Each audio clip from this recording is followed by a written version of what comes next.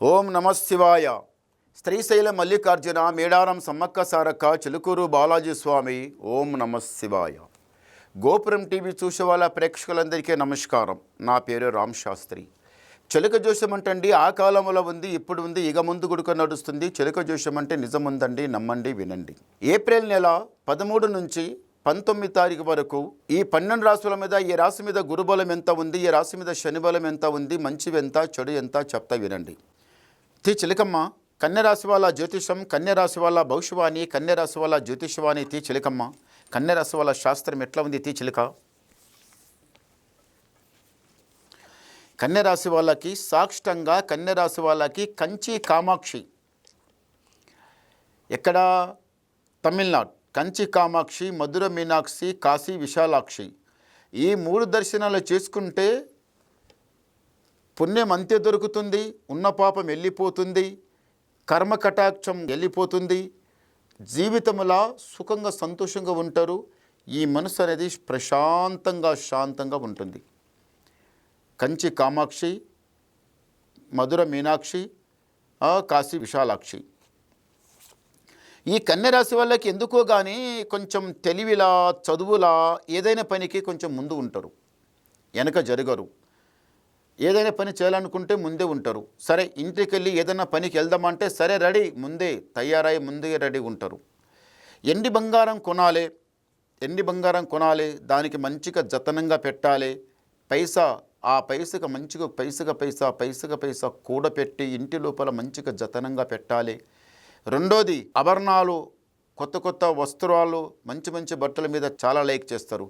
ఈ బట్ట ఇప్పుడు కొత్తగా వచ్చేది, ఇది కొనాలి, ఈ ఎండి బంగారం కొత్తగా ఇది కొనాలి అని ఇలాంటి దాని మీద చాలా షోక్ చేస్తారంటే మీరు. కానీ అంత షోక్ చేసినా కానీ మళ్ళీ వెళ్ళేటప్పుడు ఏదో దావత్ పండుగకి వెళ్ళి మళ్ళీ ఇంటికి వచ్చిన తర్వాత మంచిగా మడత పెట్టి మంచిగా ఇంటి లోపల ఒక లెక్క ప్రకారం పెడతారు. చాలా బాగుంది, అలాగే పెట్టాలి. ఈ రాశి వాళ్ళకి మళ్ళీ ఒకటి ఏముందంటే మాత్రం కొంచెం కోపం ఎక్కువ, ముక్కు మీదనే కోపం. అప్పుడే వస్తే కోపం మళ్ళీ అప్పుడే వెళ్ళిపోతుంది. కోపం వచ్చినప్పుడు టకటకటక మాట్లాడతారు, చిన్న పెద్ద అందరికి ఎవరు తగ్గట్టు వాళ్ళ మాట మాట్లాడతారు. మళ్ళీ ఇంకా ఫ్రీ అయిపోయిన తర్వాత మళ్ళీ అందరికీ నగమురుచుకుంటే అందరికీ నగిపిస్తారు, మంచిగా మాట్లాడతారు. మంచి గుణవంతురాలు. ఎందు గురించి అంటే కన్యరాశి వాళ్ళ దగ్గర మంచి జ్ఞానం ఉంది. పిల్లలతో కూర్చుంటే పిల్లల బుద్ధి, ముసలోళ్ళు కూర్చుంటే ముసలోళ్ళ బుద్ధి, వయసులో కూర్చుంటే వయసుల బుద్ధి, అందరితోనే కలిసి ఉంటారు.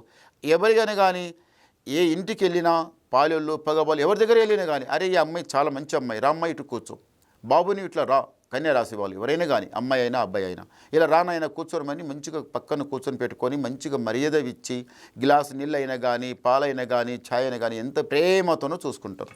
ఇది బాగుంది. కానీ ఈ కన్యరాశి వాళ్ళకి మళ్ళీ ఒకటి ఏమందంటే అవుట్ ఆఫ్ వెళ్ళాలనుకున్నా, ఏ దేశం వెళ్ళాలనుకున్నా, ఏదన్నా కొత్త పని చేయాలనుకున్నా, ఏదైనా లేకపోతే కొత్తగా ఏదన్నా బిజినెస్ పెట్టాలనుకున్నా అది మంచి జరుగుతుంది. కానీ ఈ కన్యరాశి వాళ్ళకి ఎందుకో కానీ ఇంతకుముందు కొంత బిజినెస్ పెట్టి చాలా లాస్ అయిపోతుండ్రు. లాస్ అంటే ఎట్లా లాస్ అంటే ఇక అది ఒక లెక్క ప్రకారం లాస్. రావడం పైసా పోవడం, రావడం పోవడం, పైసా ఆగటం లేదు. ఎలా వచ్చిన పైసా అలాగే పోవడం. బిజినెస్ అందరికీ ఎట్లా కనిపిస్తుంది, వీళ్ళకేం తక్కువ ఉందిరా, వీళ్ళ దగ్గర మస్తు బిజినెస్ మస్తు మంచిగా నడుస్తుంది కదా అన్నట్టు ఉంది. కానీ అది ఏం నడవడం లేదు. ఎలా వచ్చింది అలాగే పోతుంది. పైసా రావటం పోవటం ఆగటం లేదు. అది ఎందు గురించి అట్లా బిజినెస్ లోపల దెబ్బ వస్తుందంటే ఇంటి మీద ఏదో జర నరదృష్టి, నరకన్ను, ఏదో ఒక ఇంటికి దరిద్రం తలిగినట్టే. దానికి ఏం చేయాలి?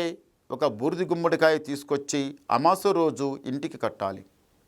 ఇంటికి కడితే ఇంటి మీద ఉన్న దరిద్రం వెళ్ళిపోతుంది, ఇంట్లో బరకత ఉంటుంది, అరకత ఉంటుంది. ఇంట్లో ఉన్న వాళ్ళు చిన్న పెద్ద అందరూ ఇట్లా ఒక ఐకమత్యంగా నడుస్తారు, సుఖంగా ఉంటారు, సంతోషంగా ఉంటారు, మంచిగా ఉంటుంది.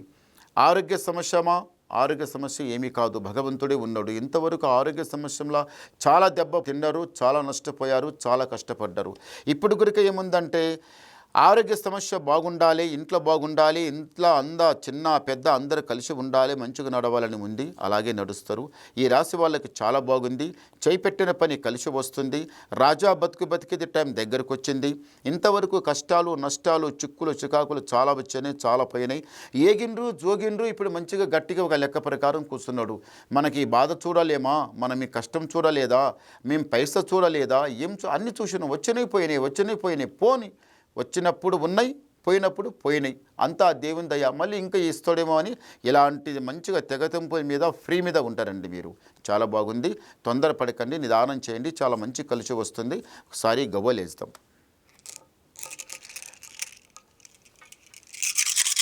ఓం నమః శివాయ. ఈ రాశి వాళ్ళకు చాలా బేస్ గవ్వలు పడ్డాయి. కన్య రాశి వాళ్ళకి ఆదాయం 8, యాయం 11, రాజపూజ ఫలం 3, అవమానం 3. అంటే గురుబలం చాలా ముందల ఉన్నది, శని బలం చాలా తక్కువలో ఉన్నది. మీరు తొందరగా ప్రయత్నం చేయండి. మీరు చేసే పని లోపల మీకు లాభం జరుగుతుంది. చాలా మంచి పైమెట్టు లెక్కేది ఉంది, సుఖంగా సంతోషంగా నడిచేది ఉంది, అంతే జయమే జరుగుతుంది. తొందరపడకండి, నిదానం చేయండి, చాలా మంచి కలిసి వస్తుంది. రాజా బతికే టైం దగ్గరకు వచ్చింది. ఇంకా మీరు ఏమన్నా వినాలనుకుంటే నాకు ఫోన్ ద్వారా మాట్లాడండి, మీ డౌట్ క్లియర్ చేసేస్తా, ఉన్నది మొత్తం చెప్పేస్తా. నమస్కారం.